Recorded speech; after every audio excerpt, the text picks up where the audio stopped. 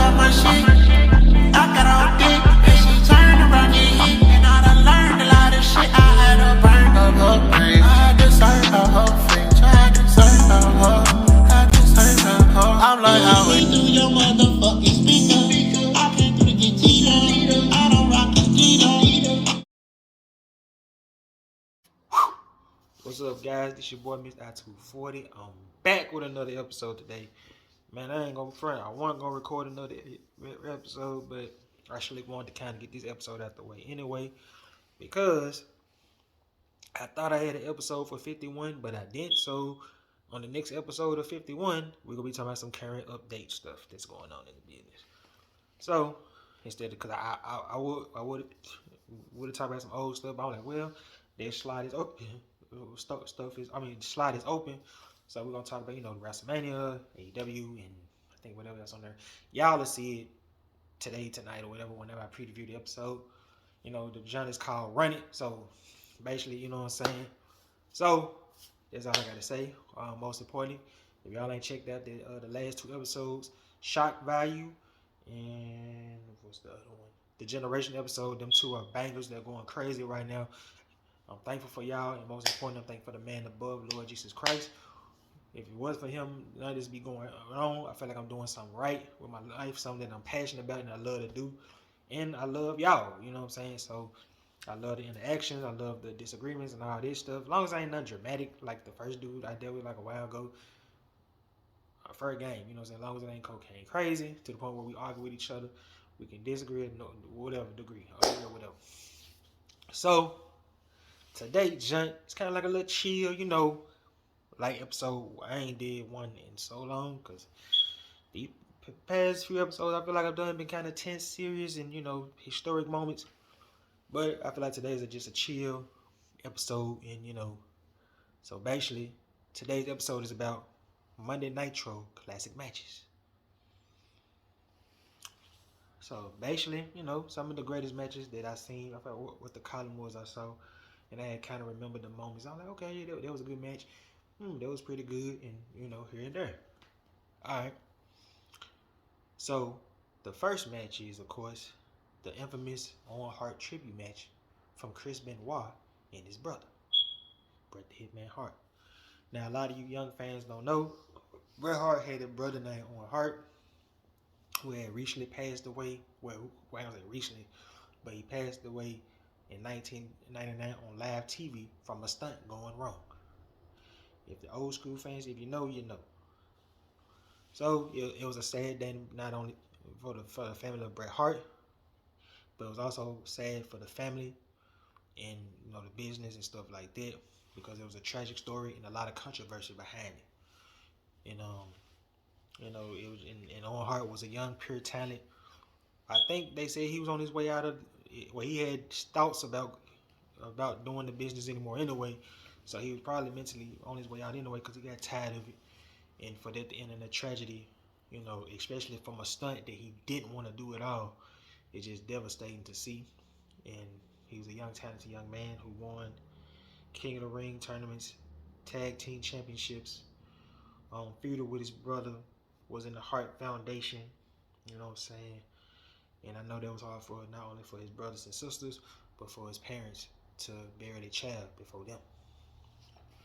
So, leading up to the match, of course, Chris Benoit is friends of the family who came up in the Stu Hart dungeon.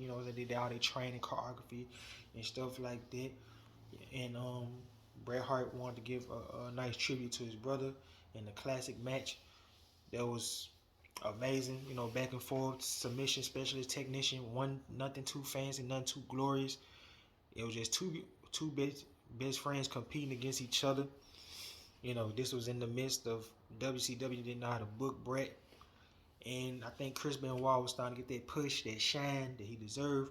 Because you got to remember, when Chris Benoit first came to WCW, his biggest moment was against, of course, Kevin Sullivan. He was involved in Four Horsemen versus NWO. But Benoit just won. And plus he was in the United States picture too, the previous year before that, involving him, Raven, and DDP when they had the classic triple steel cage match. Was it triple threat steel cage match? I'm not sure, but I know him, DDP, and Raven had a classic match where I think DDP did the diamond cut on him through the table.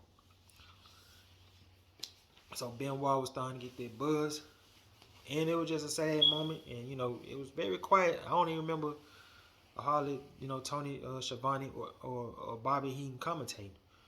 You know what I'm saying? Because we were just looking at pure art. You know what I'm saying? And I think Brett got the dub by tapping out Chris Benoit, and it was just a nice tribute. Because in the meanwhile, Vince and them did the same thing. I think was it the previous week.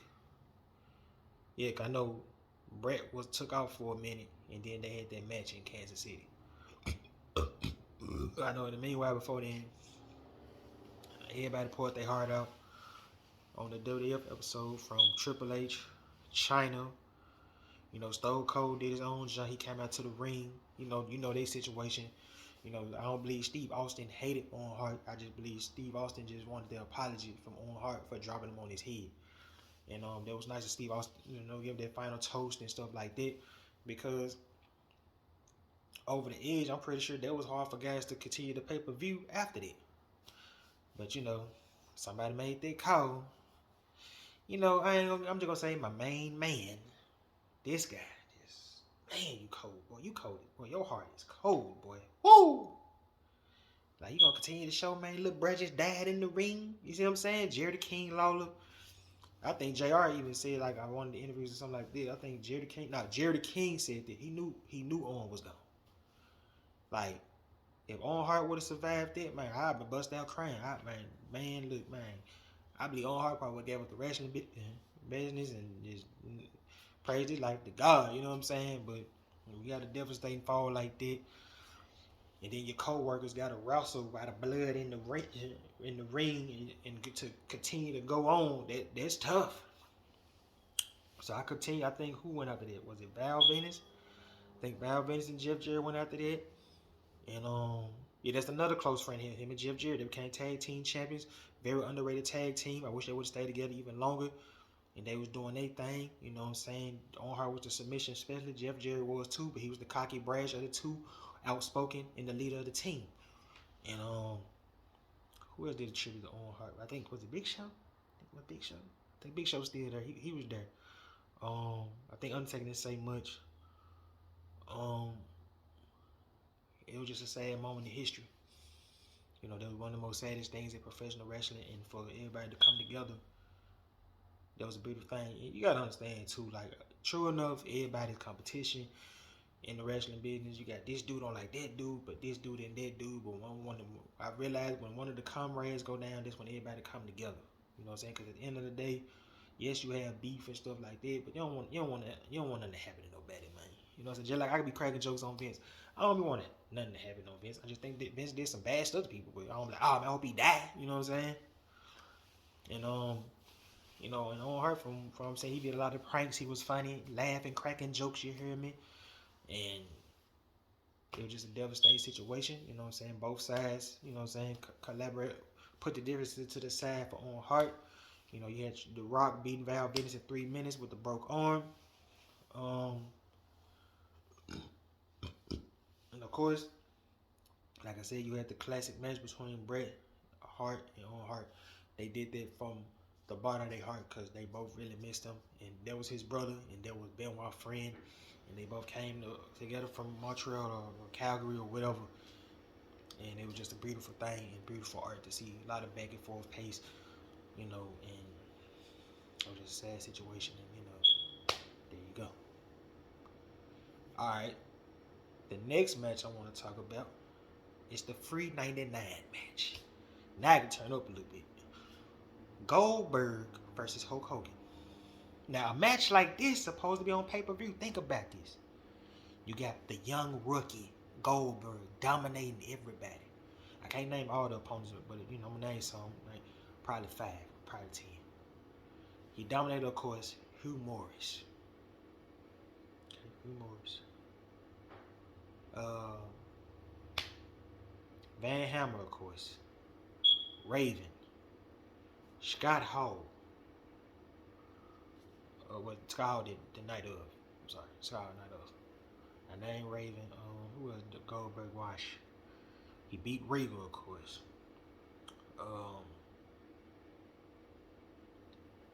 Trying to see, Goldberg defeated Conan. You know what I'm saying? Who else Goldberg defeated? You heard me? The real La Parker. You know what I'm saying? Hit him with the steel chair. Goldberg acting crazy, going crazy. Just hit him with the chair. La Parker. Wham! Did the little spot him, got him dance. The real gent.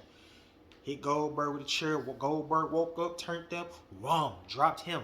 You know what I'm saying? And, you know, he was a special project that WCW was trying to present to the next millennium. I think he defeated Stevie Ray too. Right? I think he defeated Stevie Ray. And then, of course, you got the real OG wrestler who made professional wrestling. I gotta give him his credit. He took it to the next level. I mean, yeah, the Iron Sheik them and all of them set the groundwork. But Hogan in '83 took it to the next level when he won the championship, and then he was showing that swagger, that energy. Yeah, he won the best wrestler. Yeah, he won. But I'll give Hogan this. He's a good entertainer. And, you know, he carried the professional wrestling for almost 13 years to the next level. I gotta give him his credit. I gotta give him his shine. His just due. I ain't gonna steal the shine. I'm gonna give Hogan his props. And plus, Hogan took a risk at the time that nobody didn't understand. He was looking for a new start, fresh start. He knew nobody was saying, say your vitamins, say your prayers no more. So he joined Hall and Nash, and they performed NWO, and they had a nice little run from '96 to summer of '98. Really a year and a half, because '98, everybody was kind of over the NWO. But he had a nice run. You know what I'm saying? And plus, he was the world champion at the time because Randy Savage beat Sting at Spring Stampede in a classic match. I think within a month and a half, Hogan beat Savage to be the champion again. And then Randy Savage got sidelined. So Hogan was talking that junk, that trash. Everybody looking like, man, you ain't got nobody to face it, yada yada yada, whatever. And then I think they made the match. Goldberg versus Hulk Hogan. Man, you talking about, and this was the last time WCW had ratings. Good ratings. This was the last time they beat WWF. And then from that point, from '98 to '01, it just sunk. Boom. So, the music hits. Hogan come out first. You know the Jimi Hendrix song. Then Goldberg come out. Fans going crazy. Everybody on their feet. They going at it back and forth. Hogan putting on a good show. I gotta give him his credit. Goldberg actually wrestling. Then the moment for the great to happen when Mr. Perfect came out. Now you wonder why Mr. Perfect came out, because Mr. Perfect and Hulk Hogan was supposed to team up against. Well, no, it was Hogan and Dennis Rodman was supposed to team up against Karl Malone and DDP. So as Mr. Perfect walking down to the ring, about to make the interference, then Karl Malone and DDP came out, and then out of nowhere, this 6'8" dude who know how to wrestle, Diamond Cutter, wham! Dropped Mr. Perfect like a bag of flour, you heard me? Dropped this. And I will say this. Karl Malone and Dennis Rodman are some very good wrestlers. Dennis Rodman know how to play a heel, and Dennis Rodman and Karl Malone know how to take a bump. So he laid the diamond cut on Mr. Perfect. Him and DDP match up with the swag. Goldberg get up, charged up, energized. Hogan don't know what's going on. Wham! Spirit the old dude. Crowd going crazy. ATL shouted. This when Outkast was out, man. But they still bumping that. But you hear what I'm saying? Pastor Troy. Man, Atlanta was lit. Well, it's lit now, but I'm just saying back then it was lit, dog. Braves on fire. You know, Chipper Jones, Brian Jordan. You know what I'm saying? Greg Maddox, John Smokes. Yeah, nigga, I used to watch baseball when I was little, nigga. You heard me? But that's besides the point. So Atlanta going crazy. That Atlanta going crazy right now. Man, Bobby Heenan don't know him. I don't even think Bobby Heenan even cared. I believe he had a dislike for Hogan at one point. Because, boy, he was rooting for Goldberg. And he don't even like faces like that. But he loved him some Bill. Man, Bill better pick the man up. Crowd going crazy. Wham! Drop Hogan. 1, 2, 3. History was made. And my boy was a double champion for the night. And of course, he went on to have a good title reign, defeating Sting, DDP. I think there was only 2 defenses Goldberg had, DDP and damn. That's all the one I remember. Cause he had that belt for like a good 5 months. Oh, the Big Show, the Giant. When Big Show got bigger. And damn. Trying to see where Goldberg defended that title. Cause he had that belt for like a good 5 months. Before the controversial finish with Kevin Nash and Scott Hall with the taser. And yeah. And then meanwhile, Hogan had moved on to Warrior. Which I talked about that in Flop 2. And I will be talking about another section with, no, this him and Savage, I'm sorry. But, and that rivalry was epic trash, fail. And then because there was a lot of tension between the two, and plus Warrior kind of gave away the results. So it was kind of a downer year for both of them heading into 99, where Hogan, of course, regained the championship in the finger poke of doom. Straight trash. Trash. They need to be called the finger poke of illegal trash. Cause y'all built Goldberg up here for 2 whack finishes. Think about this. Goldberg getting built up for a year and a half. Sucking him up, beating their ass. I told you what he did to Mr. Perfect when he was the champion after that. 1 slap, spear, peace out. You ain't shit. That's how they treated Mr. Perfect. I'm sorry, bruh. WCW booked the Kurt Hennig like he wasn't shit. I'm sorry, bruh. Gotta keep it real. And that moment right there with Goldberg kinda showed you. So, think about this. If I was Goldberg, I'd be upset too. What you mean, Mr. I-240? Think about it. Y'all built me up for a whole year and a half. Y'all got me defeating an icon of wrestling. And I'm defeating guys on my title defenses. I had one of my best matches in the company, with my best match in the company at Halloween Havoc against DDP, who should have beat you instead of Kevin Nash. Y'all built me up here. For me to lose to a taser, bro? Then insult the injury. We think we could get something fresh. Hogan, Nash. Ooh, we've been waiting on it for 3 years. It's gonna go down. Finger poker done. So y'all did all this to give the belt back. Say it with me now. To this nigga. Again? Dang, bruh. Come on, dog. Come on, man. Y'all was booking. Come on, man. I don't know who booked that, but that was straight garbage. To have that great match, that great build-up, to end up on the Hogan again. Then to do NWO Plan B and ABC and all that, man, Team C. Like, come on, bruh. The NWO Wolfpack and NWO Elite. Come on, bruh. Same franchise. That's like saying McDonald's A and McDonald's B squad. It's still McDonald's, nigga. It's still NWO. So I feel like, now that I think about it, I feel like Goldberg push was a waste because he was supposed to lead the next generation. But y'all fed it back to the old dude who had a feud with Billy Kidman the year after next. That's tough. If I was Goldberg, I feel your pain. I mean, we want Goldberg to lose, but damn, not like that. And then you gonna give the belt back to Hogan? You could just did a rematch between Hogan and Goldberg. Now, the rumor was, I think they were supposed to do something with it, but Goldberg was frustrated. Remember the little segment where he really hit his elbow in the glass on the limo. But I feel his pain though, you heard me? Alright. Cool, what's next? La Parker versus Macho Man Randy Savage. Now you'll be thinking like, La Parker? What you mean La Parker? Hear me out, y'all. So, Randy Savage was supposed to face one of the best, was La Parker a high flyer? I ain't gonna say he was a high flyer, but, you know, Mexican wrestlers in La Parker. But, surprisingly, it wasn't La Parker. It was a diamond cutter heard around the world. And then a new star was born within Diamond Dallas Page.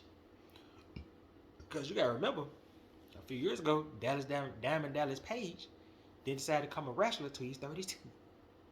Then you gotta remember, he started off as Honky Tonk Man assistant, ran down WrestleMania Classic WrestleMania 3 in the car. I think he started wrestling like 89, 88 or something. Because him and Scott Hall was good friends and they knew each other from back in the day. I think him, Scott Hall, and Kevin Nash.